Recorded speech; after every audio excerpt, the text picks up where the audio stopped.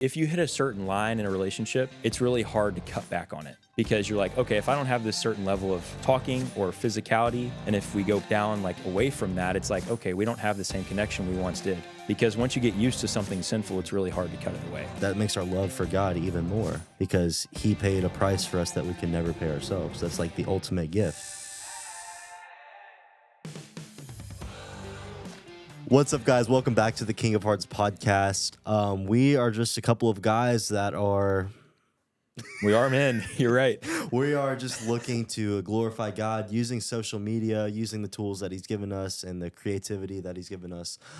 So anyways, we just hope that you guys enjoy this podcast. Jake, how are you doing, man? Dude, I'm doing swell. We record in a storage unit now, if you didn't know that, people out there. And it's not that hot today. So I feel good. I feel great. I feel like we can go through this podcast without sweating. So that's a big win. Yeah. For now, we record in a humongous storage unit. I'll say that. Yes, it's pretty big. We are about to move locations again because we found a better solution. So I'm excited about that. But last week's episode, I just want to talk about this for a second. We have been trying so hard to get a video episode out to you guys, but it just seems to be impossible because something always goes wrong. Every time. Like, what was it last week? Last week was the camera overheated and stopped. So we only had one camera shot that was on the whole way. Actually, no, both of them weren't even on the whole way because one of them died. And the other one overheated. So, and then a couple weeks before that was like the focus issues, audio issues. It's always something else. So man. In order to fix that issue, we decided that we're just going to hire someone to come help us every week. Yes. So let me introduce you to Ryan. Yes, Ryan Lavasco. But yeah, no, he's going to come help us hopefully every week until he gets tired of us. Then we'll find someone else. But he is our camera expert, so just round of applause for Ryan. Thank you, Ryan. Thank you so much. But anyways, Jake, dude, what do you want to talk about, man? Dude, I don't know, man. We didn't really have a topic planned for today. But yeah, I don't really know what we're going to do. So I was just going to ask you, like, how's your week been? Like, give me a highlight, and maybe through that we'll be able to navigate something to talk about. Okay, a highlight of my week. Okay, this past week, I think that I figured out something new about myself. And don't get too excited because you do have something to do with it. But I think that I like words of affirmation way more than... I love this. I love this. I think that, yes. I think words of affirmation mean a lot more to me than I originally thought. I thought that physical touch was like my main love language and like nothing else really mattered. Okay. But I can't remember what it was. You said something to me. Was it you? I don't remember, but I actually had many conversations about this exact love language this past week. So this is crazy. This is crazy that you brought that up. Yeah. I love this topic. I'm pretty sure you said something to me, or I said something, and you were like, "Dude, you like words of affirmation way more than you think." And I was like, "No, dude, no. I love physical touch."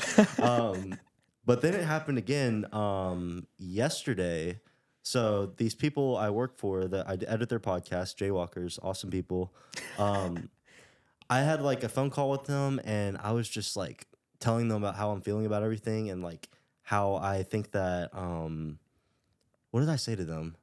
I was basically just telling them like how much of a battle I have in my head. I'm just like always thinking that I'm doing something wrong, even though I'm not. So I was like telling them all that. I was like asking them like, "Hey guys, have you had any like problems working with me?" And they were like, "No, dude. Like literally all the things that you're talking about, like." All the problems you think you have are like our favorite parts about you. And like hearing that brought so much peace to me. And I think that like really changed that perspective in my mind of like, I do care about other things other than like hugs and stuff like that, you know? So yeah, I think that that's a big step for me. You can tell when words of affirmation are legit. You can tell when someone's just trying to flatter you and someone like actually wants to speak life into you. And I was having a conversation with someone this past week, and they were saying, no, I just kind of get creeped out like when people give words of affirmation. And then they said like, oh, but like, okay, so if I were to compliment you, I say, hey man, you look good today. This person would have said in their point of view, yeah, you're welcome. They would have said, okay, like why? Why do you think that? So they use that as a reason to say they didn't like words of affirmation. But then I come along and I'm like, okay, if you want to ask someone why they think you look good today, to me, that means you like words of affirmation more because you don't want to just hear a simple compliment. That doesn't satisfy you. You want to hear them talk about you, say the exactly good things that are like that you have in your life, right? So to me, that means you like it more. I know some people are thrown off by it at first because maybe they've received false words of affirmation, things that haven't actually like meant a lot to them, or it's made them like have scars or about it. I'm rambling right now. But essentially, I think everybody likes it to a degree, even if they don't like to say they do. Okay. That's my take. So are we going like the direction we're taking this podcast, or are we just going to talk Yeah, about, go for it. Let's do it. Are we just going to talk about love languages? We can. Yeah. Okay. Yeah. I used to think that mine was physical touch. And then once I figured out that it actually wasn't physical touch, it was more like lust. Yeah. Then I was like, you know what? I care about quality time more. Just like spending time with people. Yeah. And then I realized that, yeah, like quality time's great, but also I don't really enjoy quality time with people unless it's kind of like a really good conversation. Does that make sense? Yeah. And then I realized, okay, when someone says something like sweet to me, like it really means a lot to me. And I'll like go on the rest of the day thinking about that. Yeah. And I was like, you know what? Words mean a lot. You value quality time, but you only value it if you receive those words of affirmation in a way. Like not necessarily. I get what you're saying. Yes. Like you enjoy having those deep talks. That for you, that's quality time. And I think a lot of that is because you like to hear that people care about what you're saying and stuff like yes, that's exactly right. that. Okay. You know me well. Okay. Yes. Cool, dude. So I think I know where we can take this. So love languages in relationships. How do you honor people's love languages without compromising like yourself as a person or as a believer? Okay. Are we talking like girl guy relationships or are we talking like friendships? I honestly either or. Okay, let's go friendships first. Okay, yeah. Because we've dealt with this a lot. Yes. I want you to kind of give a background of how we kind of deal with this. Because I think it's funny from your perspective. Okay. So basically, ever since me and Jake moved in, I have a very like strong need for like physical touch, and not in a weird way. Don't take that the wrong way. I mean, sometimes you wonder, you know, bro. No, dude, no. No, but seriously, like I feel like that is like the main way that I feel affection from people. And like, I feel like if someone isn't giving me the same amount of like affection, like hugs or anything like that, then I feel like, okay, well maybe I did something, they don't love me as much or something like that. So, but the problem is that, how do I explain it? Ever since Jake got out of his last relationship, is that fair to say? say it, go for Yeah. it. Ever since Jake got out of his last like girl guy relationship, he has not liked physical touch as much. And that's just been it's been a battle because pretty much all of my past friendships, it's been just like, that's how we showed affection for each other. We were always like hugging each other or stuff like that. And current too, I think. Like that's how you like show affection to your friends now. Yes, that's true. Yeah. That is true. So that's kind of the story. Yeah. And it hasn't stopped. We both argue with each other over it. Yeah, for sure. Like sometimes like before we go to bed or like if something good happens in one of our lives, like Chris will want a hug or whatever. Like he'll want a hug. Like of course, like everybody like gives a bro hug when you see each other, right? But like for me, like all I want is a bro hug. Like give me a hug for like maybe 2 seconds, 3 seconds tops. But Chris is not like that. Chris likes to hold that hug and he likes to squeeze and like it just sometimes it gets a little bit uncomfortable for me. So I'm like trying to like back up. Didn't I hurt you? I hurt you one time. I like hurt his back because I hugged him too hard. And Chris is a strong man too. Yeah. So like this is not comfortable. I for remember me, getting a text from his mom the next day saying, "What did you do to my baby boy?" I like 2-3 seconds, like, and then let's let go. Unless it's like a different situation. Like I see somebody I haven't seen in a long time. Like, okay, we can hold it for like 5. But past that, I'm like pushing you off. I'm letting go. But Chris doesn't like to let go on my timing. He likes to let go on his timing. And sometimes that makes me a little bit uncomfortable. So that's kind of where like our love languages like clash is I'd rather you just tell me how you feel about me than hug me. I want to say this. I don't consider most people my friends. I'll say that. That's a very strong statement. Okay. But like the people that I consider to like actually be my friends, like we do express like we hug each other all the time. Like that's normal. So I'll say that. It's not like a weird thing. It's like it's normal for me. It's just not normal for Jake. Right. So No, I'm definitely a little bit weird with that. I acknowledge that. yeah. And okay, so let's go this route. A lot of people's love languages are determined based on the way they grew up. So a lot of people may like quality time, and they may crave quality time because they didn't get that with their parents when they were young. They didn't sit down at the table. They didn't eat dinner with their family. So they crave someone that will actually do that with them. They see more of quality time as a sacrifice than they would giving gifts, because maybe parents are really good at giving you a ton of gifts over Christmas break. But then when it comes to quality time, sitting down at the table, they didn't get that. So for me, my physical touch, I used to love it, but a lot of it was rooted in my pornography addiction. And then when I got out of my last relationship, where a lot of it was like, to be honest with you, very touchy, very heavy, it was like, okay, I don't know if I like that as much. I think I just used physical touch as an excuse to get what I really wanted. Yeah. It wasn't a selfless physical touch. So I think it's very important to acknowledge and to think about, when I'm trying to love this person the best way I can, how did they grow up and what situations have they been in to make them not like that? And then when you understand that, you can understand what their tipping point is. Wow. Because for a lot of people, when you hit that tipping point, the relationship can completely fracture. And that's what I haven't wanted for us. I haven't wanted our friendship to like go down the dumps because you won't stop like touching me. Does that make sense? Yeah. And not in a weird way, but like I don't like it for that long. Does that make sense? No, I get it. Okay. No, okay. I was about to say this. So coming out of a relationship that was very like touch heavy, do you think that because of how touchy I am as a person, do you think that I'm gonna have problems in whatever my next relationship is? Because like I am in a stage of my life where I think I'm finally like, I think I'm ready to have something like that. Yeah. But you know, I do recognize that I am a very like touchy person. So do you think that I'm going to have problems because of that? And do you think it's wrong? Do you think it's wrong that I, you know, like like touch as much as I do? Ooh. Okay. Let me ask this. Why do you like touch as much as you do? Okay, that's a really hard question. I think if I tried to look far enough into my past, I think I could figure it out. But I mean, I'm sure it has to have something to do. It has to be like something with that.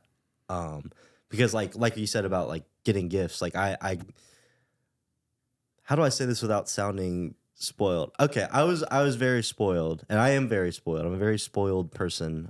You like to spend money.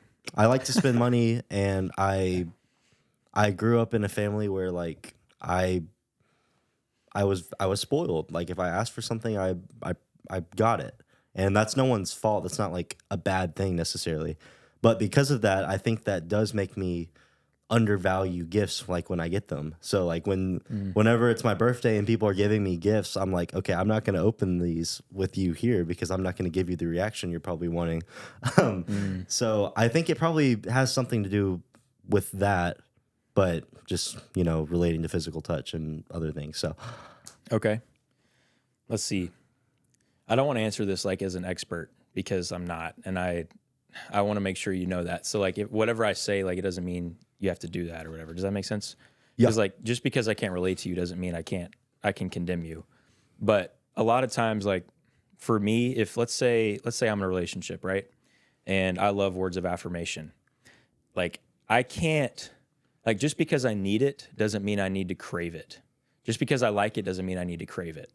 And if it gets to a point where I'm craving it and I'm viewing my significant other not in the same light because they're not giving me something that I want, I think that's a little bit selfish.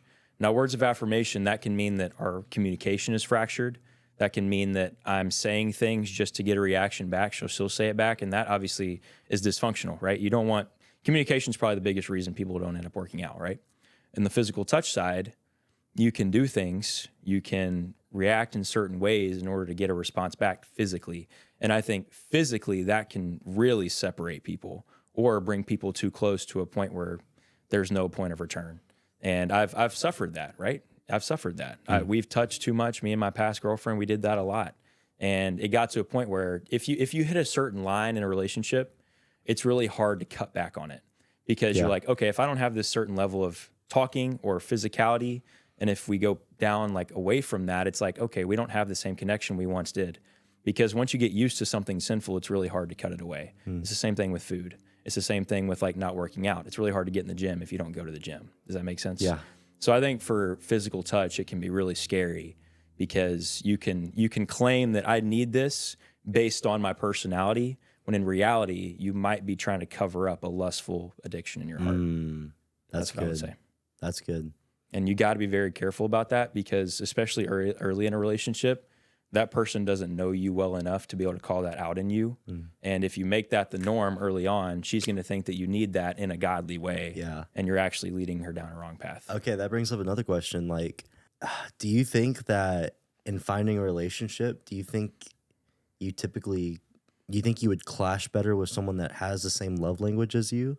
Because I feel like for me, like if I found someone else that enjoyed physical touch as much as I do you think that could be something where neither of us would be able to call it out in the other person? Ooh, I don't know. That's tough, man.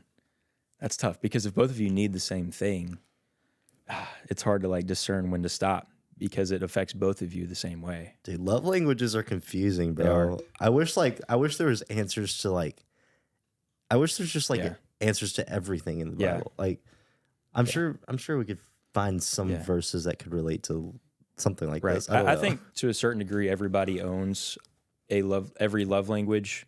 Like everybody enjoys every love language to a degree. So it's not like, if we both like physical touch, then I can't give this person words of affirmation because they don't like it.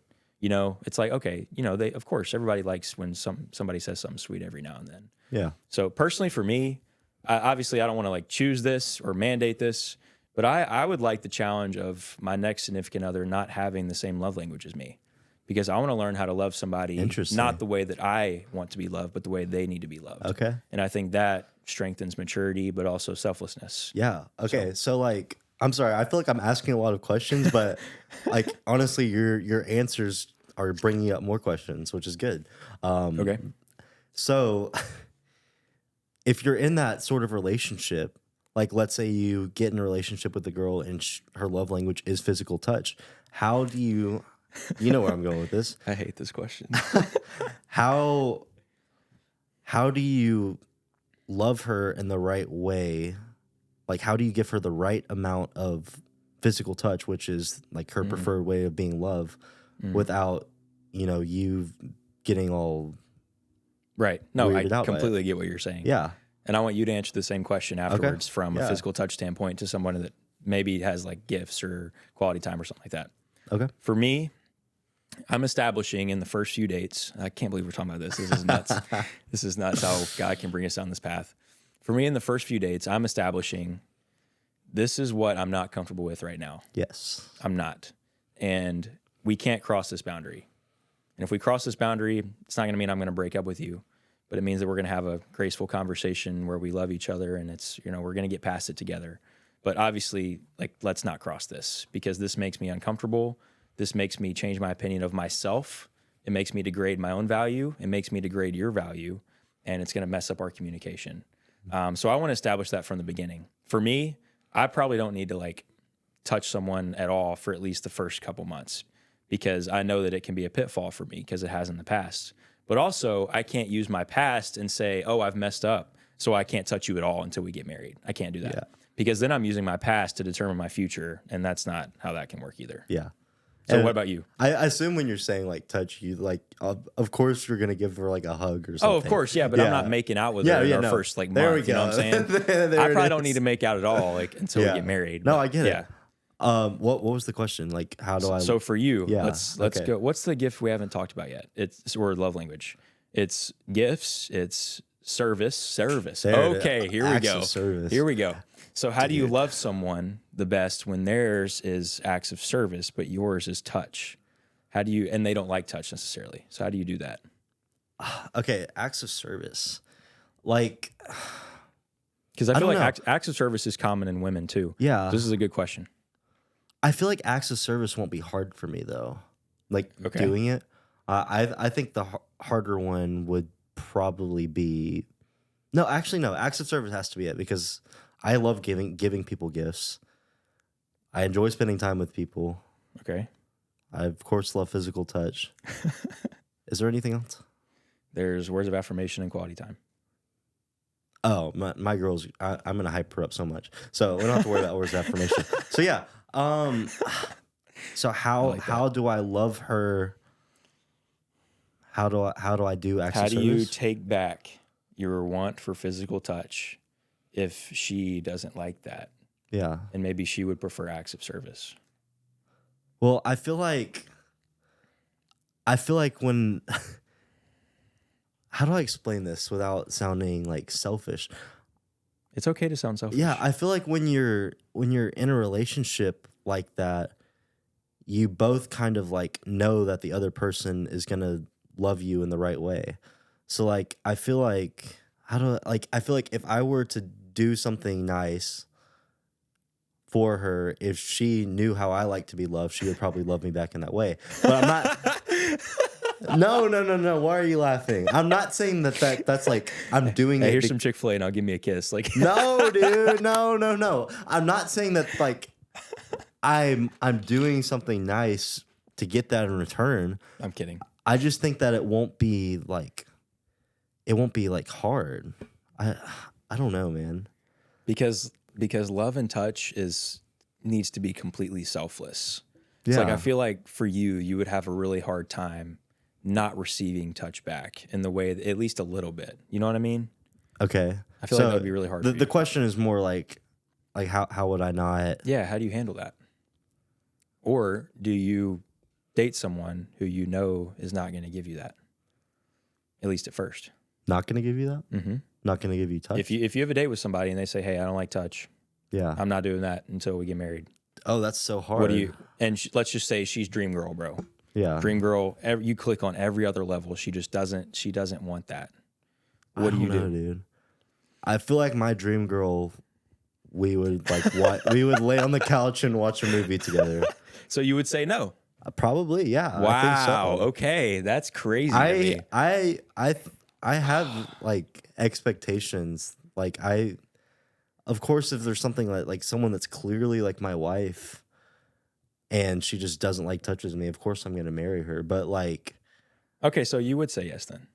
yeah, Okay. If I knew she was my wife, but I'm not gonna waste my time on someone that I'm not sure about if they're already like that much different from me. Like I just know that would be hard. Okay. That would be such a hard relationship to have for Okay. no reason if there's no thought of marriage. Okay. I disagree Okay. personally. Why? I don't. Okay, so when you say you know they're going to be your wife, are you talking like first couple dates, or are you talking like into the relationship? Because I don't think there's any way to know that in your first few dates, like legit, like knowing the future. I think you can get a feeling. But I Yeah, don't know. there's no knowing the future, of Right, course, right. unless God for some reason really wants you to marry this one person. Yeah. I'm sure He would make it clear in some sort of way. Yeah. But I think that you kind of know. You know if a relationship is going to be worth it or not within the first few dates. And for me, I think that's one of the things that would make it worth it or make it not worth it. Is kind of what I'm saying. Okay. Got it. I do disagree because I don't want to count somebody out just because they may not give me what I want at first or even at all. Because if they are walking close to God, and if they understand that He alone is their key to salvation and they're like chasing Him wholeheartedly, then honestly, like when I find that girl and we click, like I don't know if there's anything that I wouldn't do to serve her, if that makes sense. And I agree. I Yes. agree. If I found that girl and we clicked, then yes. Right.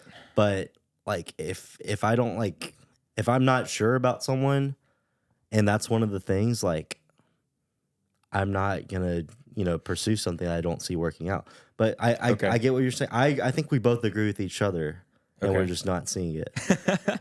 To me, like I said earlier, I welcome the challenge. Like if someone is not loved the way that I need to be loved, they don't feel that same way, then I want to like understand how to do that. And of course, like you said, that may lead to a lot of trial and error at first.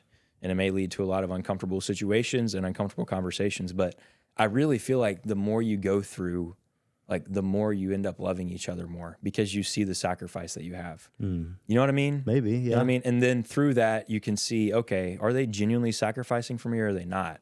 And then you understand if that person's worth it in the long run and like if that's a red flag. You know, Yeah. I feel like through those uncomfortable situations, you learn more about a person. That's So true. I would invite those personally. That's Obviously, you true. don't want to be uncomfortable. No That's human true. desires that. You know what? You know I what I'm think I saying? agree with you. I think I Okay. agree with you. Okay. I think that, for me to look at a relationship as something that, is just going to work out perfectly from the beginning, I think that's kind of unrealistic. It is. So I agree. I'll withdraw my answer. Okay, so if we think about like love languages, like they're not actually in the Bible, but Ryan actually showed me this verse, and Thanks, I think Ryan. it. Thank you, Ryan. I think it relates very very well. It's First John 3:18. It says, "Little children, let us not love in word or talk, but in deed and truth."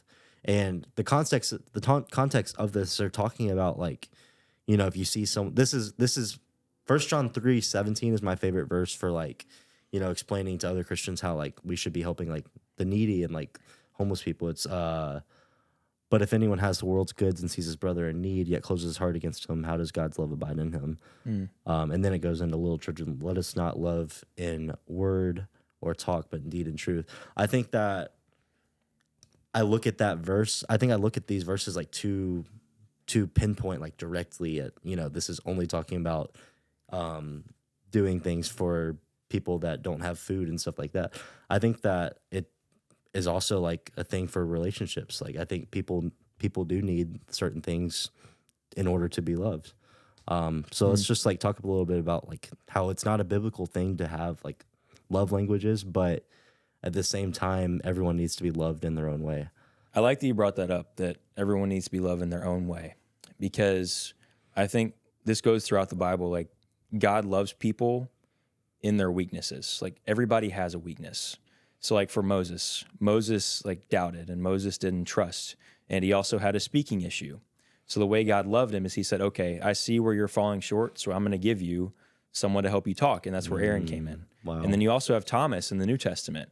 Thomas, he did not see Christ when everybody else did. He wasn't in the room after the resurrection. And everybody was telling him, they're like, Thomas, this is true. Like Jesus is back. And he's like, no, I'm not going to believe unless I see it. And Jesus, he had the choice of not showing up at all and kind of judging Thomas for his doubt and his lack of trust. But instead, he showed up for him.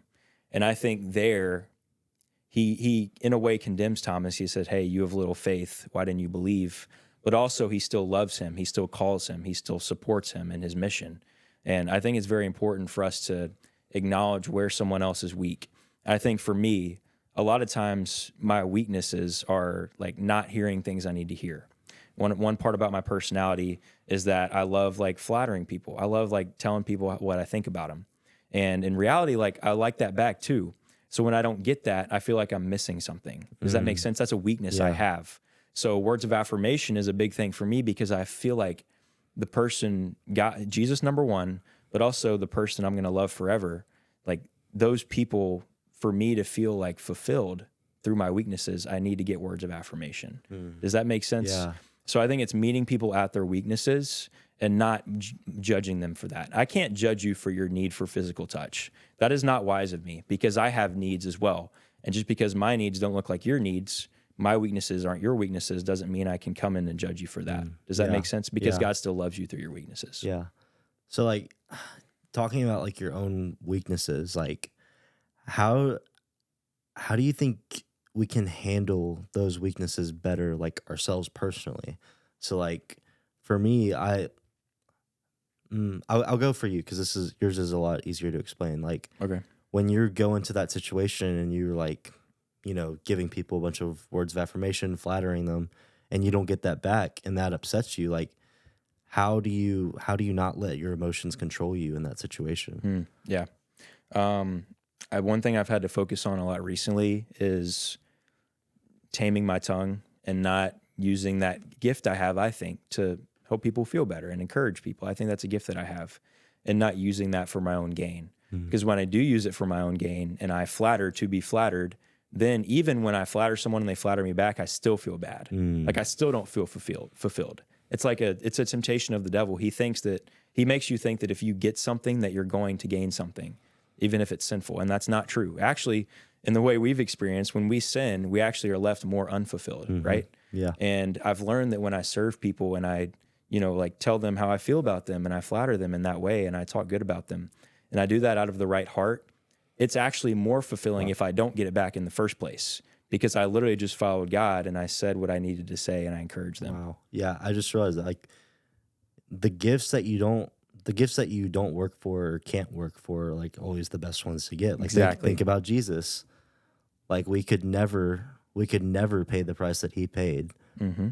And I think in a way that's, part of the reason, like, why is because that makes our love for God even more, because he paid a price for us that we can never pay ourselves. That's like the ultimate gift. So all these things, the ways that people love you, in a way, those are like gifts to you. Like, they don't have to do that for you. So if you're going into a situation trying to look for people to give you those gifts, then you're not actually going to be fulfilled when you get them. Wow. Mm-hmm. You're spot on, bro. That's awesome. Spot on. That's awesome. Doesn't that make you just love God? It does, because like the perfect love that he showed us is like, even when we fall away from him, he still pursues us, right? So if you walk around only giving gifts to people that have given you gifts, you only say nice things to people who have said nice things to you, then you are a complete hypocrite. You need to stop. You need to stop and evaluate everything that you say and do. You should give, not to get, but you should give just to serve, just to love on someone else. It calls us, I think it says this in Galatians 6, like literally, or 5, just literally like serve people and love people. And through that, you'll find the most fulfillment you can ever have, right? And that's perfectly exemplified in who Jesus is and his mission. Wow. I love that. That's a great point, bro. Great point. This is awesome. Yeah. Can you think of anything else, like, before we wrap this thing up? Man, for the people out there who feel like you're alone or that no one's going to understand you because you have needs that maybe most other people don't have, I'll tell you, like, first off, like, you're not alone, number one. And number two, don't think that you're different than everyone else, because the Bible says in 1 Corinthians 10:12, I think it says, no sin that you go through is not common to man. So everybody has the same struggles. Everybody has weaknesses, right? So don't think that you're isolated. Don't think that you're so different that you can't open up to people, because you'll figure it out. Like, a lot of people have the exact same wants and the exact same desires as you, but maybe you're the only one that's willing to open up about it. So I would be very, like, confident in who God has made you to be, and that way you can be open about what you need and your weaknesses. Oh. And also too, you're not going to be loved to the fullest that you want or the fullest that your heart desires if you don't offer that up first, if you don't give that up first, if you don't give that part of you up. So that's also important. You can only be loved as much as you love. Yeah. I guess if you, like, don't make that sacrifice to love someone else, then you won't know, the sacrifice that they're making to love you. So Exactly. That's awesome. And they may be loving you even though you don't love them, but you won't be open to see that if you don't have that mindset of, I'm going to love them too. So I've noticed that in friendships and relationships and even my parents as well. So yeah, big time. I can't believe this is like our best conversation we ever had and we didn't have a plan. Like, we just like allowed God to move and we got to talk about this stuff. So this is cool. Yeah, dude, that was awesome. Great episode. Thank you guys so much for tuning back in another week. Hopefully we look at all this footage later when we're editing and it's all there and it's all in focus and everything. Thank you, Ryan. Thank you, Ryan. We hope to have him back next week. And yeah, any final thoughts? I was just going to say this. If you placed a bet on over 1.5 Jaywalkers mentions, it hit the under today. So only one Jaywalkers mention from Chris. Bro, I love Jaywalkers. Go check out their podcast. Over, never mind. They are great people to work with. I literally can't believe that I'm working with, people that are doing exactly what we're doing, but they've just been doing it for so much longer. They have so much more people, like, are listening in. Like, it's so cool to me that I not only get to be a part of something like this, what we're doing, but, like, I also get to be involved in that too. So it's awesome. I love it all. There you go. Thank you guys so much for tuning in. We'll see you back next week. Peace.